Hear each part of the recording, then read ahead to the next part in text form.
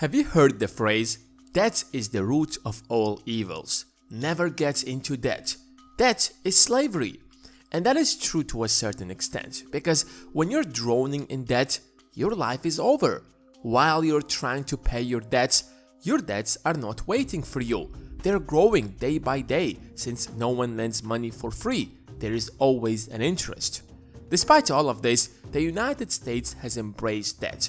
Total US consumer debt is almost $15 trillion, which brings the average household debt to over $5,300. The US GDP is a little over $21 trillion, which means the entire economy consists out of debt. But I have some good news for you. That isn't always bad.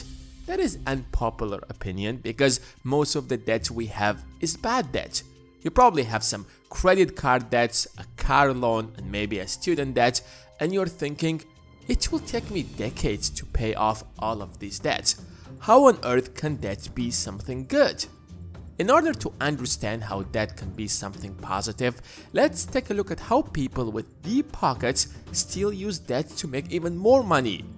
It might sound a bit confusing because why would anyone with a lot of money use debt in the first place? That is supposed to be used by people who do not have money. But that's not how capitalism works. Debt is a powerful tool if you know how to use it.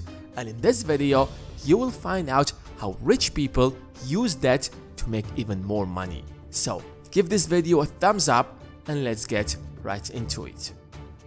Number 1. Most of the trade is based on debt.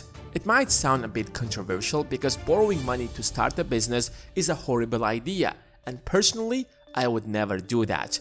But there are businesses, especially traditional businesses, where using debt is your best option. Let's say you want to sell pens. It's a very common product and there's pretty much always a demand for it. Ideally, you would fly to China, find a factory that produces that kind of pen with good quality and the right price. You would purchase a container of pens, ship them to the US, and distribute them to your clients. But today, that's mostly done online through websites like Alibaba, unless it's a more complicated product where you have to fly to that factory. But here is the catch. You don't really have to pay for the products to have the product first. Let me explain how. In the past 50 years, China has become the factory of the world, producing literally everything. Thousands of factories work non-stop to produce everything that the world needs. And in order to make it easier to sell, most of these factories would gladly loan you their products in return that you would pay them sometime in the future. Of course, they would not lend to strangers, so you will have to build some kind of trust with them first. But that's how business has been running for the past 50 years.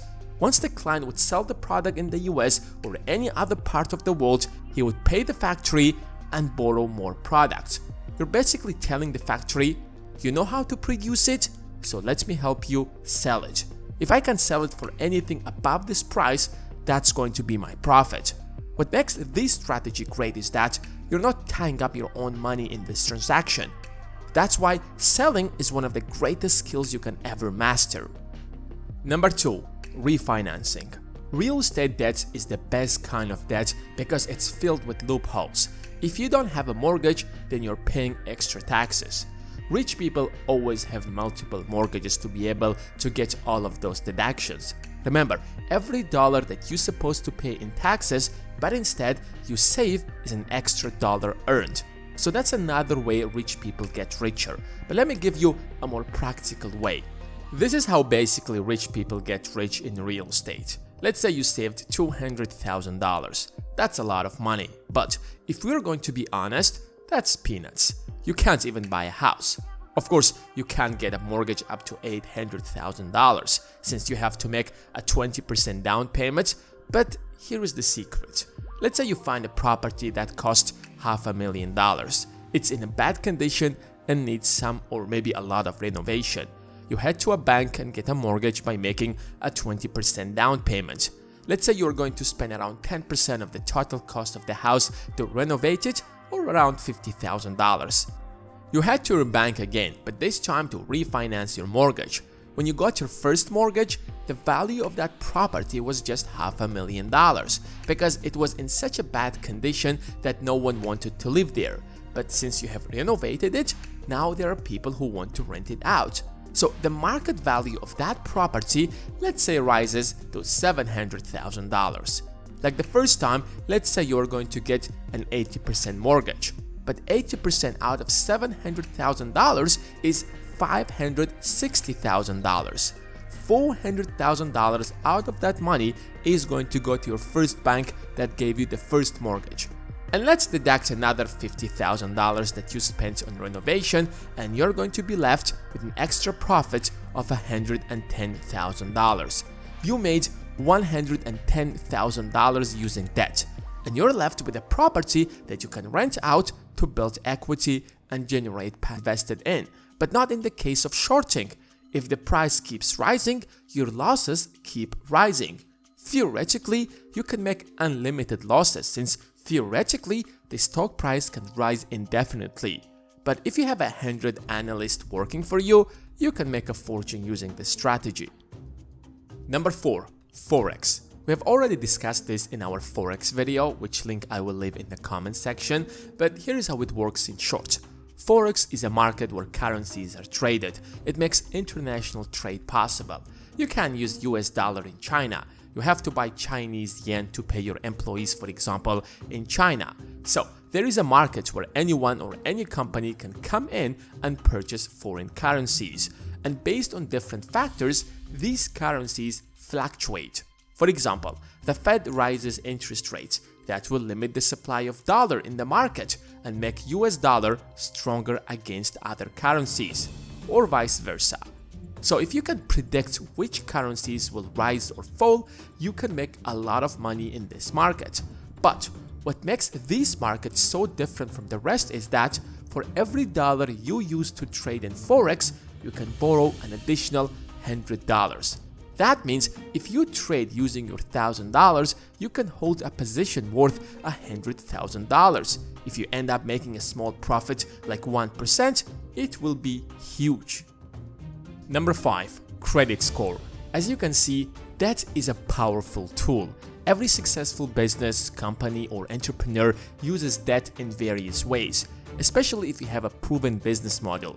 Borrowing money to finance purchase orders is practiced pretty much by every business. So stop thinking in terms all debt is bad. Of course, debt with a high interest rate such as credit card debt is horrible. But in order to get a lower interest rate, you have to minimize the risks of loaning you money. How do you do that? You build a track record of being a reliable borrower. There are billions if not trillions of dollars in. I'm dressing my comfortable pants in a hurry as I have a meeting about to start. I quickly jump into my chair, I look at the camera to check if I look okay, and then I click join. That's two of the perks of working at home. We can wear comfortable clothes and we can jump into meetings in seconds. I work in a tech company and in my field it is very common to have a lot of meetings. And because we spend so much time in meetings, we then accumulate lots of things to do. After that meeting, I had another meeting, and then another meeting. Oh, and after lunch, one more meeting. By the end of the day, I had so many things to tackle. I felt I hadn't done anything all day long. So I decided to create a list with everything I had to do to make sure nothing would be forgotten, and hopefully to motivate me to work harder. A few weeks have passed and the list only got bigger and bigger. The easier things were being tackled, but I noticed that the bigger and complex tasks ended up being postponed. And these tasks were the ones that made a better impact. But even when I started one, it got dragged day after day, sometimes week after week. I hated this feeling of dragging tasks all the time. It looked like I wasn't doing anything impactful. I started to question my performance in the company and if I was doing my job right. I always wondered, how could I be more productive? One morning I was in bed feeling tired and I didn't want to get up. I was demotivated. I did my usually morning workout and went for a shower. While in the shower, I mentally went through my day and thought about it. So many things, so little impact, again. I stopped for a moment. My eyes were closed and the water was flowing into my head. And the following question came to my mind. If I could do only one thing today, what would bring the biggest impact? I know what will, that hard task that I seem to never have energy to pick up. Let's do it then. I will be focusing on that and only that today, I decided. My team needed a coaching session to help solve one of our main pains, but it required a lot of learning and preparation from my side, so it was delayed again and again. Not today. This is my goal for today. I may not finish it, but I will make progress on it. When I realized what I had just discovered, I felt excitement for the first time in many months. I was smiling and I quickly got out of the shower to work. I rejected a meeting that was not that relevant and I ignored the usual and not so important tasks that came up. I was focused on my goal. A few days later, when we did the session, it was a success. I had finally felt I was doing my job and creating an impact. All I needed was to set priorities and to focus on what is important. This is the power of the daily highlight. Since that day, almost every morning when I'm in the shower, I think, what is the most important thing I have to do that day? Even if I can't complete it, I can start. The daily highlight requires that you know in your head what is the most important thing you can do. If you don't know, it might help to list everything you have to work on and then prioritize what you think will bring the most impact. After that, just focus on the first thing of your list on that day. If you finish it, of course you should jump into the next one. But the daily highlight is designed to bring value to our busy days, when we also have to attend meetings and do other less important but needed tasks. So, focusing only on one thing will allow you to create value with minimum effort. In my case, as I have two teams, some days I like to think on one goal for each team if the goals are not that big, but never more than that. This method is extremely useful because we will be working on the most important things, which will result in achieving more with less time and energy. For me, that's the definition of productivity, and so it makes this my favorite productivity technique. Another great technique is the Pomodoro technique. If you are interested, you could also watch it next. Let me know in the comments below if you enjoyed the video. Thank you for watching.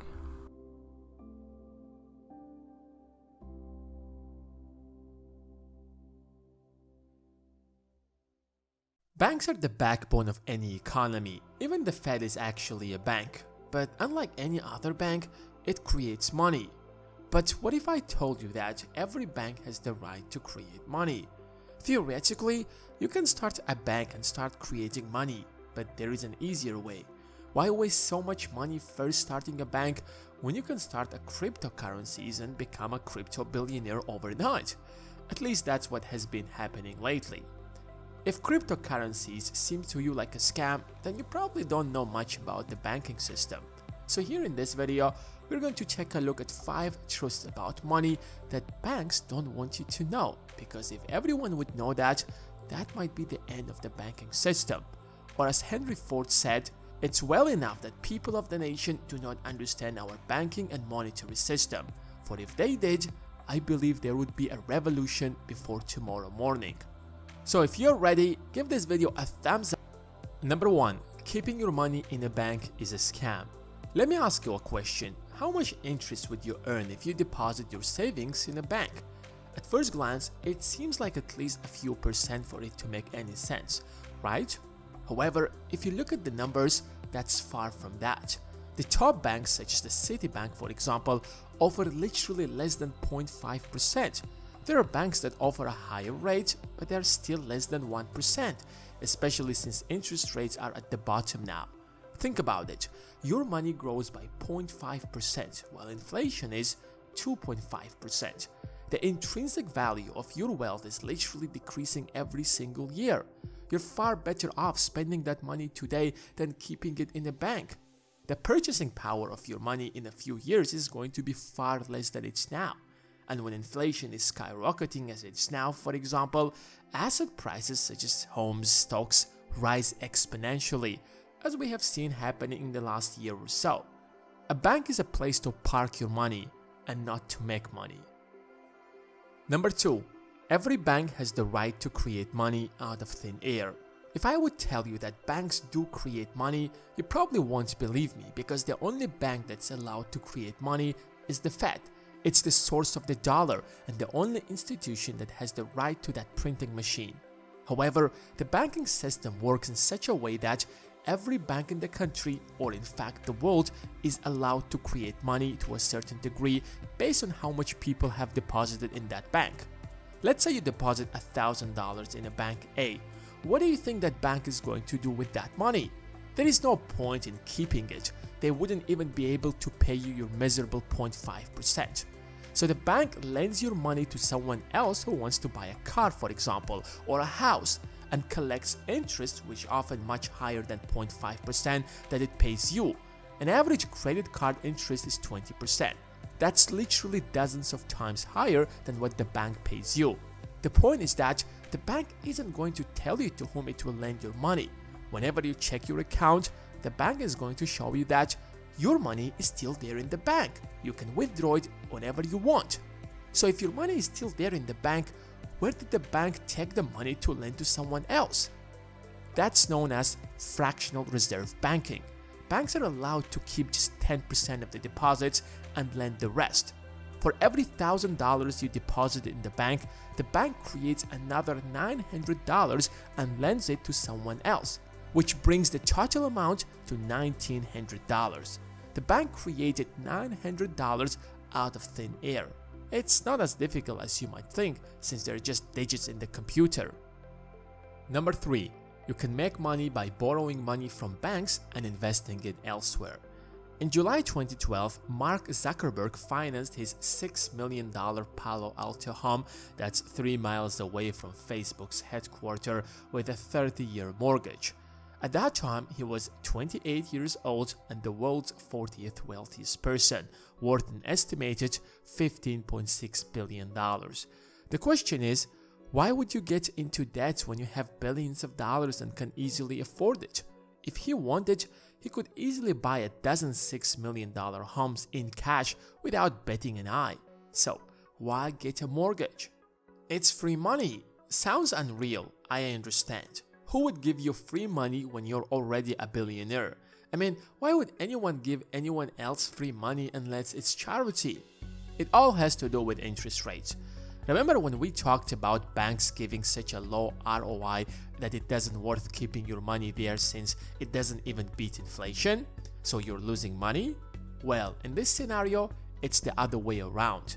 The inflation rate in the US is 2.5 to 3%. So any money you can borrow is below inflation rate is considered free money. Zuckerberg's mortgage rate was just a little over 1%. If you do the math, the banks is the loser since the mortgage rate is below the inflation. You don't have to be the genius to do the math. For the sake of example, let's say you borrow $1 million at the rate of 1%. The average rate of return on a savings account is 2.4% before the pandemic, and now it's less than 1%.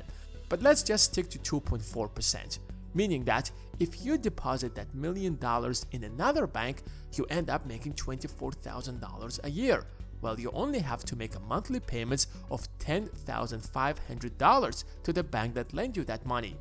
Imagine if you do that with $100 million, or how about $1 billion?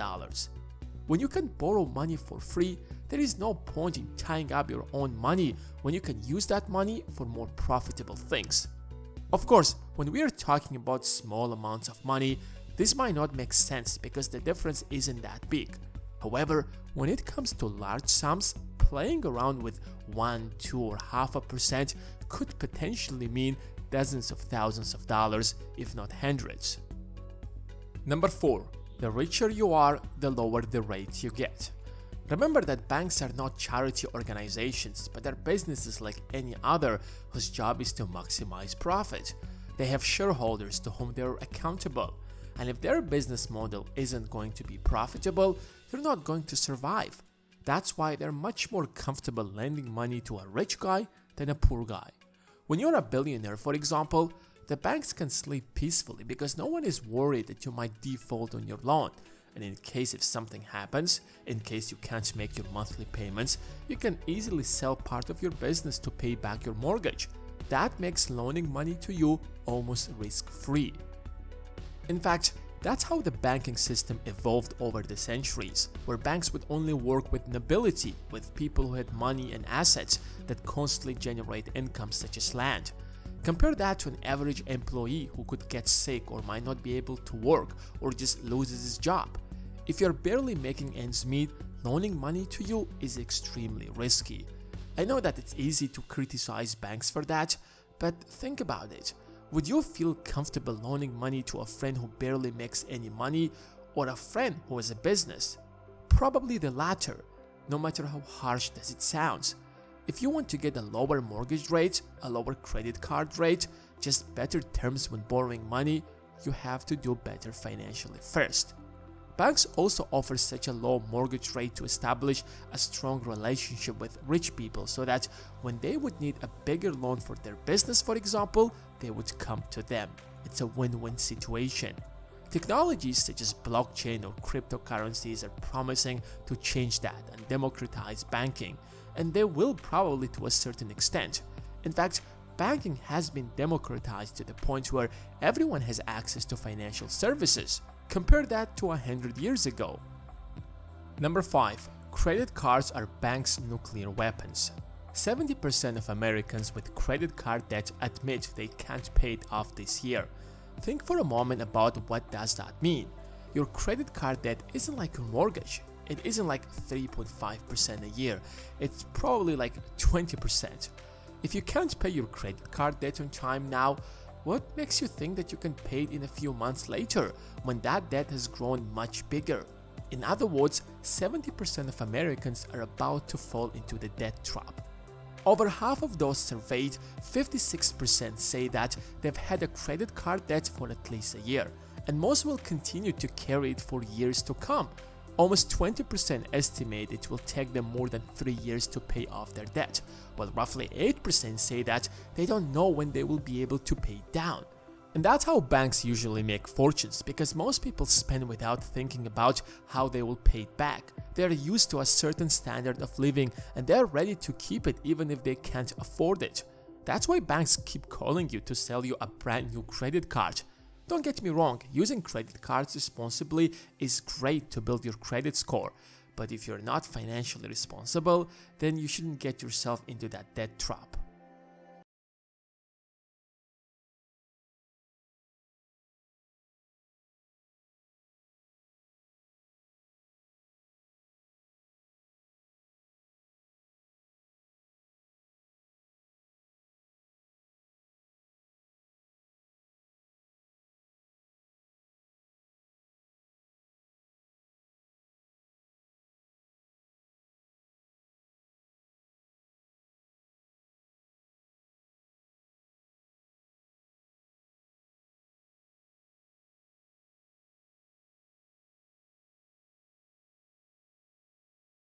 Back when I was still in school, there was this stereotype going around.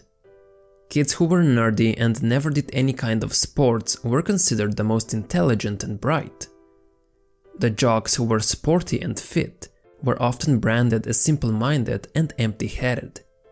So by following this stereotype, you had two groups: smart and weak, dumb and fit.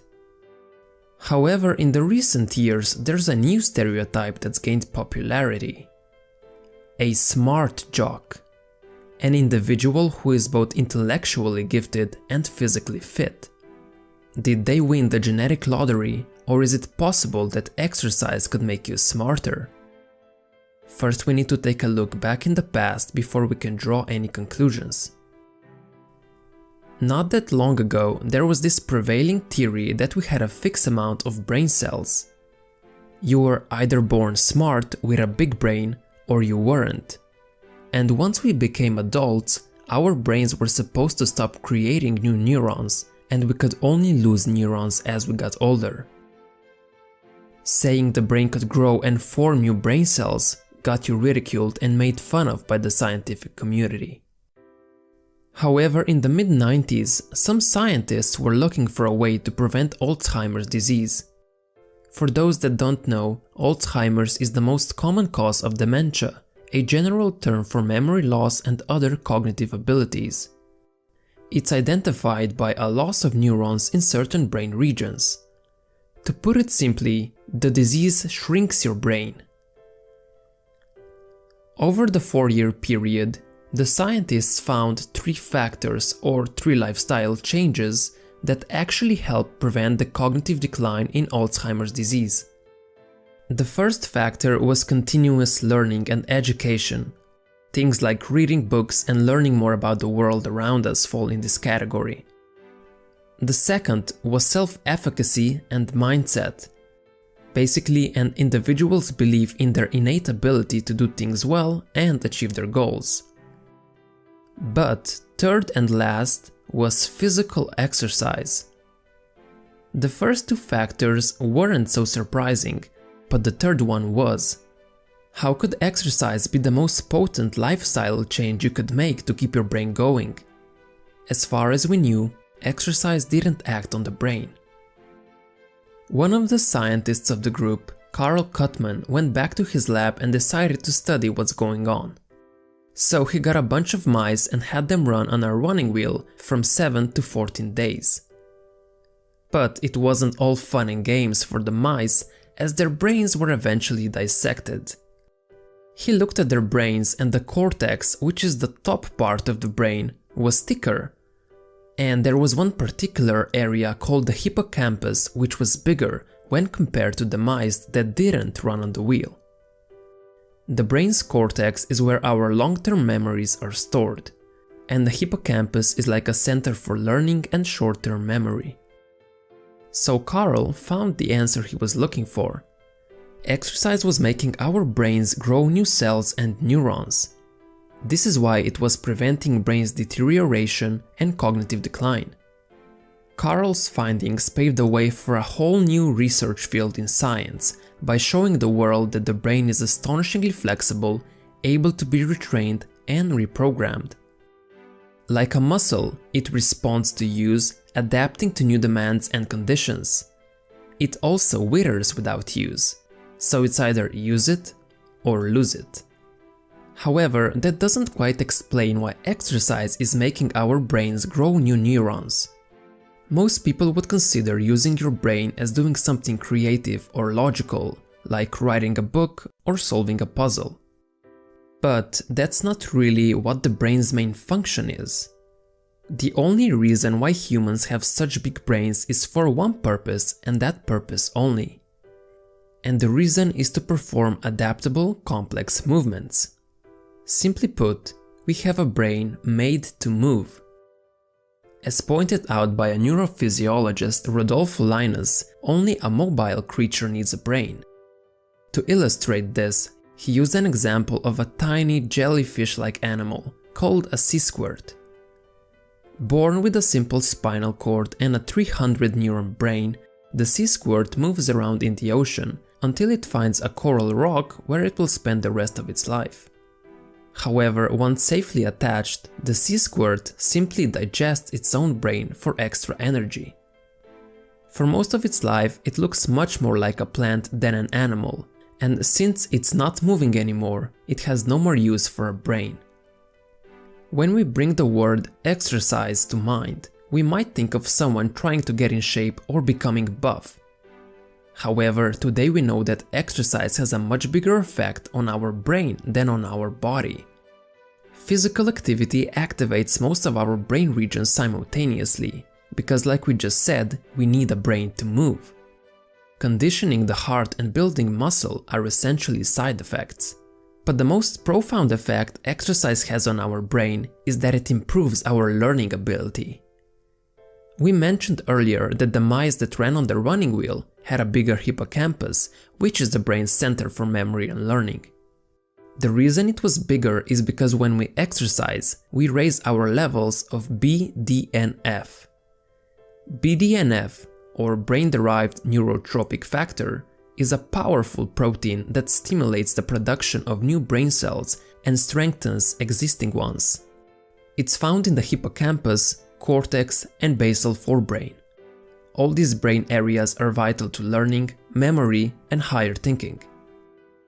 BDNF can be compared to a plant fertilizer. Plants need water, sun, and soil to grow. However, most soil doesn't provide the essential nutrients required for optimal plant growth. This is why plant fertilizer is added. Just like a plant fertilizer supports plant growth, BDNF acts as a brain fertilizer. BDNF nourishes brain cells and makes them grow new synapses. A study in 2013 showed that just 20 to 40 minutes of exercise increased BDNF in the blood by 32%. This ties closely to the German study, where they found that people learn vocabulary words 20% faster after physical activities. And the rate of learning is directly correlated with the levels of BDNF. To put it simply, the higher our levels of BDNF are, the easier it is to learn new things. And if you've been paying any attention right now, you know what gives a significant boost of BDNF. Which brings out a more interesting question. Is there a correlation between fitness and academics? Only a few researchers have tackled this question. However, a study from Virginia Tech showed that cutting gym class and devoting more time to math, science, and reading did not improve test scores, as many assume it would. Cutting away exercise and spending more time behind the books could actually decrease your test results. Over the past few years, the California Department of Education has consistently shown that students with higher fitness scores also have higher test scores. In 2001 study, kids who were fit scored twice as well on academic tests as those who were unfit. Body mass index and aerobic fitness were the most significant contributors. This means that if you want to get better grades, you might want to start by lacing up your running shoes before hitting the books. There's a school in Naperville, Illinois that took full advantage of this. Over the 20-year period, they evolved their PE program to one of the best in the world. The program was started in response to research which linked exercise to increased brain function. As a result, they have turned 19,000 students in Naperville District 203 into one of the fittest in the nation. Only 3% of them were overweight, without a single obese child. This was at a time when 33% of America's kids were overweight, with this number increasing to 37% over the past years, and still no sign of stopping. What's more interesting is that Naperville program has also turned those students into some of the smartest in the nation. In 1999, Naperville students took an international test called TIMSS, which evaluates knowledge of math and science of different countries. Almost every year, the Asian countries score the highest, while United States is usually in the mid-teens, but Naperville is an exception. The students took the test as a country to see how they would perform, and they finished 6th in math and 1st in science. 6th and 1st in the world as a school. Wow! Not only that, but 97% of the 8th graders took the test, so it's not only the top students who were picked for it. How did they do it? As I mentioned, they were the fittest school in the nation. The key word here is fit. Fit doesn't mean you're skinny. The benefits of exercise don't kick in with your shape and size, but it has a lot to do with what you're doing. It's much better to be overweight but active daily than being skinny and inactive. Like I said, building muscle or losing weight are essentially side effects that will come over time. When students from Naperville go for a mile run, They are more prepared to learn in their other classes. Thanks to exercise, their focus and mood are improved and they feel more motivated and less tense in school. That's why their early morning PE program is called Learning Readiness Class. Physical activity primes the brain for learning, and if we look at it from an evolutionary standpoint, it makes perfect sense why. Often we forget that humans evolved as hunter-gatherers. It's only in the last few centuries that our lives have become more sedentary. However, evolution doesn't work that fast, and today we still have the same brains as our ancestors. As little as 10,000 years ago, we were still hunting and gathering, and we moved anywhere from 10 to 14 miles every single day. We were foraging for food, constantly moving from place to place, looking for a new shelter. If you weren't fit enough to run, climb, or swim, you were removed from the gene pool. As far as our brains are concerned, physical activity counts as a novel experience.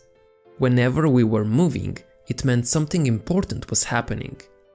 We had to escape from a predator or remember the path we took so we didn't get lost. However, when we were resting, it meant nothing important was going on.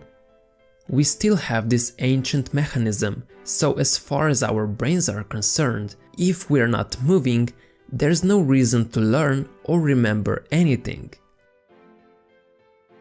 So, what kind of physical activity should you do to reap the most benefits? The answer is high-intensity aerobic exercise.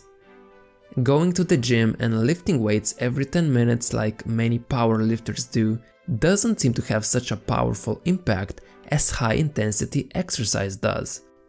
Powerlifting still benefits the brain, don't get me wrong. However, if you want to get the most out of it, you need to get your heart rate to at least 80% of its maximum beats per minute. Some of the best activities are running or cycling, but it's even better if the activity involves some complex motor movements and it's not just putting one foot after the other. Good examples are tennis and dancing. Optimal daily dose of exercise seems to be 20 to 40 minutes in the morning. For some people, the benefits last for the whole day, but for the majority, they seem to last for about 2 to 4 hours. This is why it might be a better idea to break it down into smaller segments.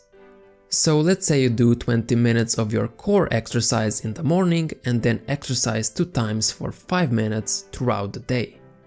This way you can extend the benefits.